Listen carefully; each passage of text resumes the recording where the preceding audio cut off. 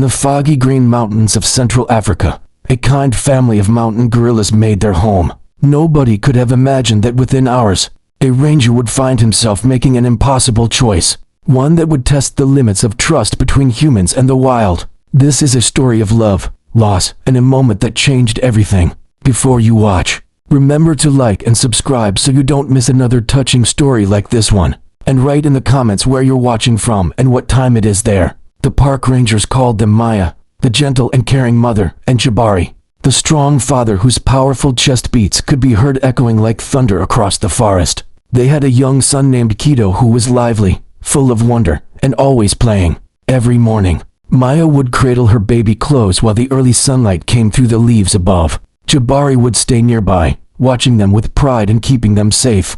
The family lived in harmony, their world simple but full. There was no threat, no worry, just love and the peaceful flow of the wild. But one day in the afternoon, when the sky suddenly grew dark, the calm of the forest started to shift. Heavy clouds moved in overhead and an icy wind came rushing down from the mountain peaks. The rumble of thunder moved across the valleys.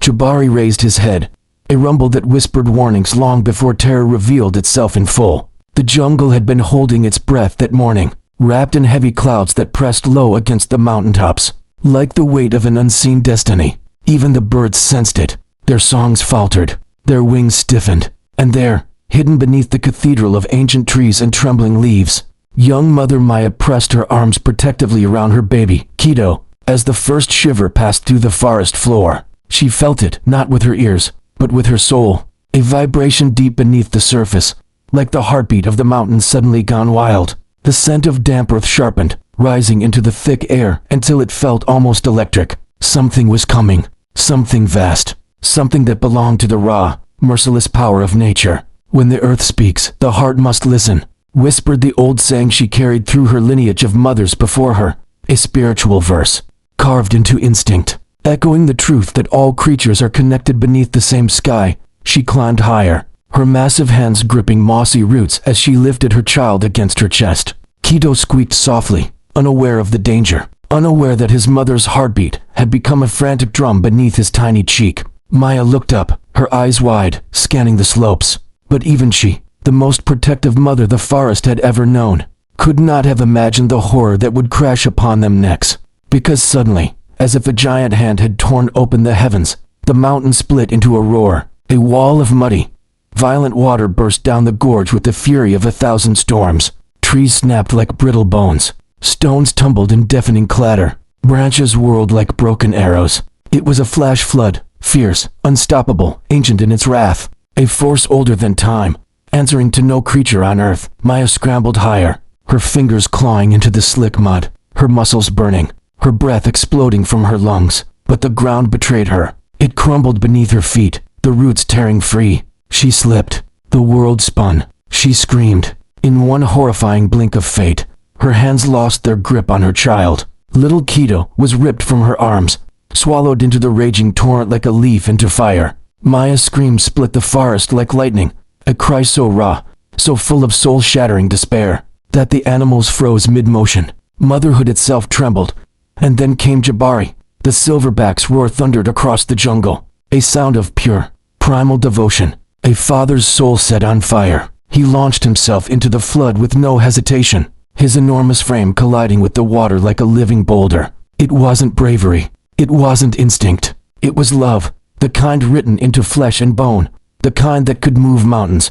Greater love has no creature than this, to lay down its life for one it holds dear. The verse echoed through the chaos. The water slammed against him, freezing, thick with mud and shattered wood. But Jabari roared back at the storm. Every stroke was agony. Every breath burned as if the river were trying to swallow his soul. But he fought on, tearing through the current with a strength no flood could break. Because somewhere beneath the swirling brown doom was his son, and failure was impossible, unthinkable, unacceptable. Finally, through the violent water, he saw it. A tiny dark shape trapped between stones. Unmoving. His baby. Jabari lunged forward, scooping the small body into his arms with a gentleness that shattered the brutality of the storm. Holding his son close, he pushed toward a patch of green grass rising like a little island from the chaos. His muscles trembled, his lungs ached, his vision blurred, but he reached it.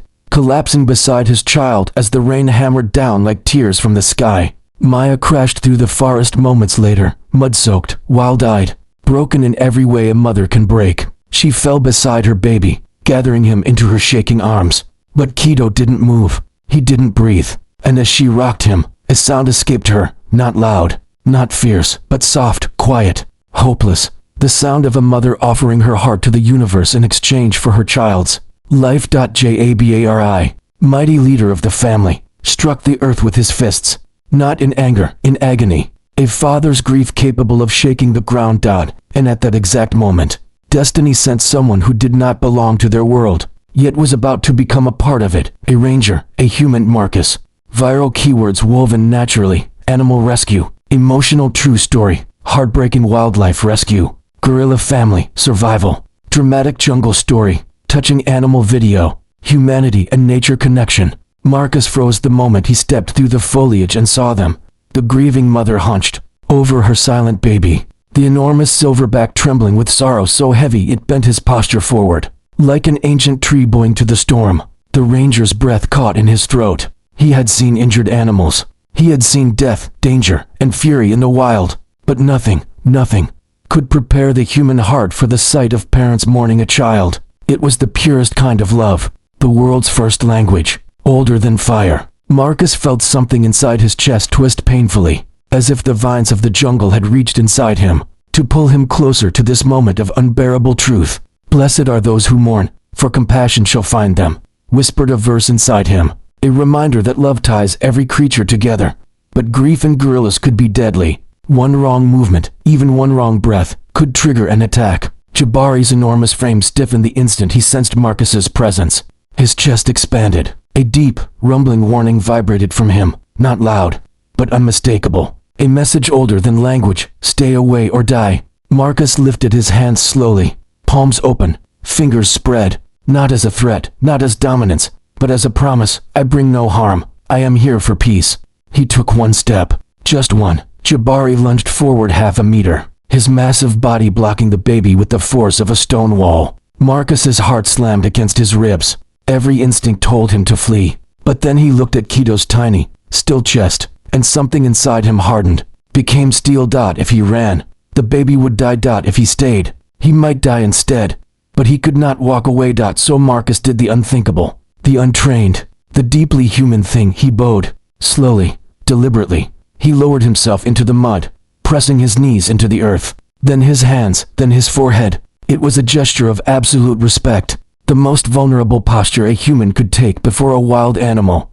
His body trembled, not from fear, but from hope, because respect is a universal language too. Maya's sobs softened, her breathing changed. She looked at Marcus, the stranger, the outsider, the one who should have fled, and something inside her recognized something inside him.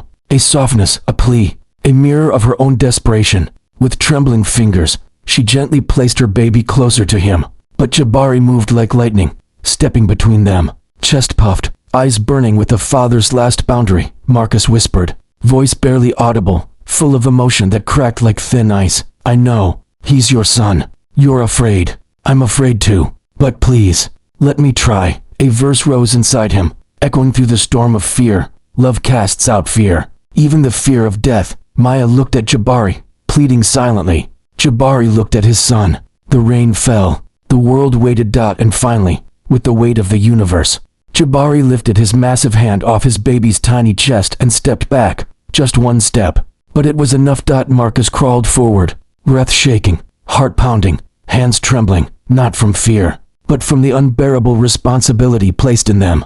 A life, a family, a universe contained in a tiny still chest.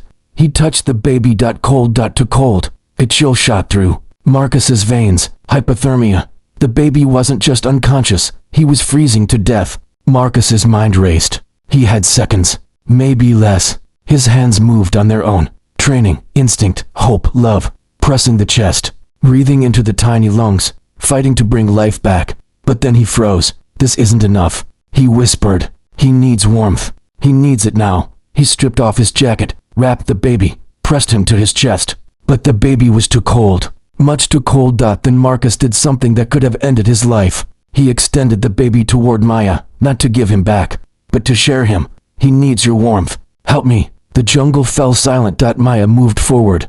The mother pressed her warm body against her child. Marcus pressed from the other side. A human heart and a mother gorilla's ancient warmth surrounded the tiny life between them. It was impossible. It was miraculous. It was love. And the forest held its breath as they worked together. A unity the world had never seen. A connection that could rewrite the meaning of hope.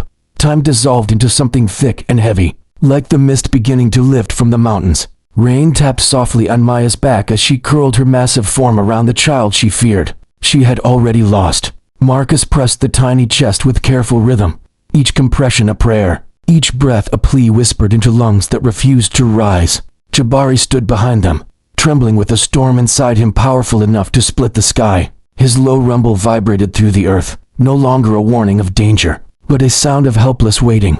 A father watching the fragile boundary between life and death swallow the most precious part of his world. The baby's body warmed slowly between them. Maya's heat, Marcus's human warmth, the shield of her fur blocking the cold rain from falling upon her son. Marcus felt the temperature rising, barely, but enough to ignite a spark of hope inside him. "Stay with me," he whispered, voice cracking. Come back to them. You're almost here." His fingers pressed again, breath flowing into the small mouth and tiny lungs, a rhythm guided by instinct, by memory, by something spirit deep. Maya's huge hands trembled as she cupped her child's head, her eyes wide, golden, full of ancient maternal wisdom, flicked back and forth between Marcus's face and Keto's tiny body. She didn't understand CPR, but she understood desperation, understood effort, understood that Marcus was fighting as fiercely as she had fought the flood. "Where two hearts join, miracles rise," whispered the forest in its own way, a spiritual verse woven into the wind. The leaves, the beating of Jabari's chest behind them. Long moments passed, 30 seconds, a minute, an eternity carved into living souls. Marcus's muscles burned, his breath tightened, fear crept in like a cold shadow, whispering that he was losing the fight. His thoughts screamed, "I can't let them lose him. Not here, not now, not like this." He stopped for a second, not to rest, but to listen. Silence. No breath. No movement. Nothing. Marcus closed his eyes, feeling the crushing weight of the universe collapse into his heart. But then something pushed him forward again, a spark, a voice, a feeling that life still lingered like a candle hidden beneath. Snow. He pressed again. And again, and then breathed. One more time. The world held its breath. Then a sound. Small. Fragile. A cough, a tiny, wet cough that sliced through the silence like a beam of light piercing dark water. Marcus gasped. Maya jerked forward. Jabari froze, then lowered himself onto his knuckles, eyes wide with trembling hope. The baby coughed again, then drew in the smallest, weakest breath the world had ever heard. But it was breath. Life. Hope.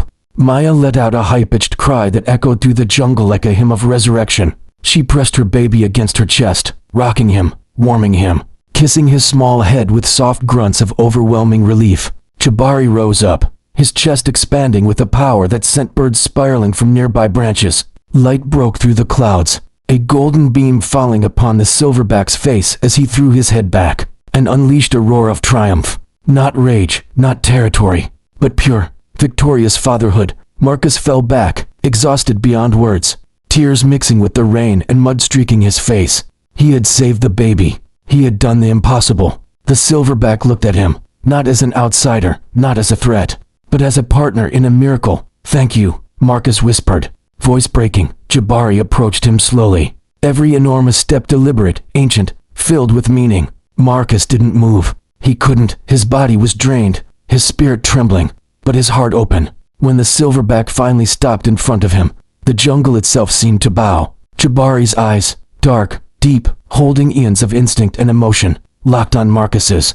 And then he did what no human could ever expect. He lowered his head, a gesture of respect, a father's thank you, a moment that shattered every barrier ever built between human and beast. Marcus bowed back, tears falling freely.